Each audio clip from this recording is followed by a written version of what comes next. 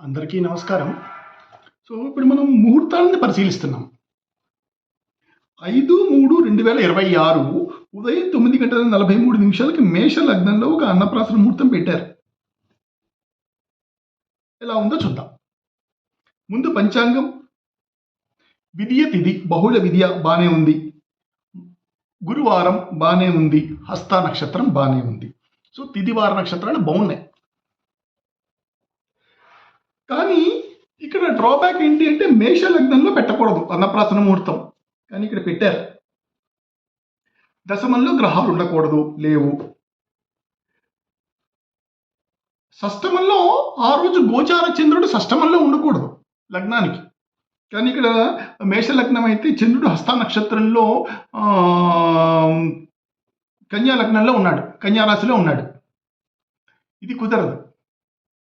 Okay, ఇప్పుడు ఇలా చూస్తే కనుక ఇంకొకటి చూస్తే కనుక అక్కడ వింశోపక బలాలు చూస్తే మీ అందరికీ క్యాలిక్యులేషన్ అండ్ స్క్రీన్ మీద చూపిస్తాను, 0 వస్తుంది.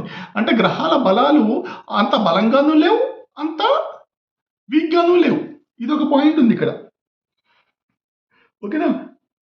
సో ఇప్పుడు మీరు ఏది బాగున్నాయి, ఏది బాగుండలేదు ఒకసారి నేను మీకు ఫస్ట్ బాగుండనివి చెప్పి తర్వాత బాగున్నవి చెప్తాను. మేష లగ్నం బాగాలేదు. లగ్నానికి షష్టమంలో చంద్రుడు ఉన్నాడు, ఇది కూడా బాగాలేదు.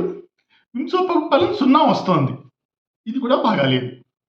ఓకే, ఇప్పుడు బాగున్నవి ఏంటి? తిథివార నక్షత్రాలు బాగున్నాయి. దశమంలో గ్రహాలు లేవు, ఇది కూడా బాగానే ఉంది. ఓకేనా? ఇప్పుడు మీరు ఏం చేయాలి? మీరు ఎవరికైనా సరే అన్నప్రాసన జరిపించదలుచుకున్నారనుకోండి, ఈ రోజుకి ఎవరికైతే అన్నప్రాసన జరిపించదలుచుకుంటారో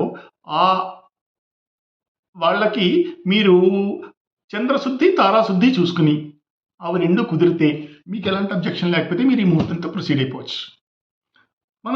నేను ముహూర్తాన్ని విశ్లేషణ మాత్రమే చేసి మీకు చెప్తున్నాను. నేను చేసుకోవద్దని, ఈ ముహూర్తం తప్పని, ఈ ముహూర్తం కరెక్ట్ అని నేను మీకు ఏమీ చెప్పట్లేదు. దీని మీద నా అభిప్రాయం ఇది. షష్టంలో చంద్రుడు ఉండకూడదు, ఉన్నాడు. మేష లగ్నం కుదరదు. వింశోపక బలం 0.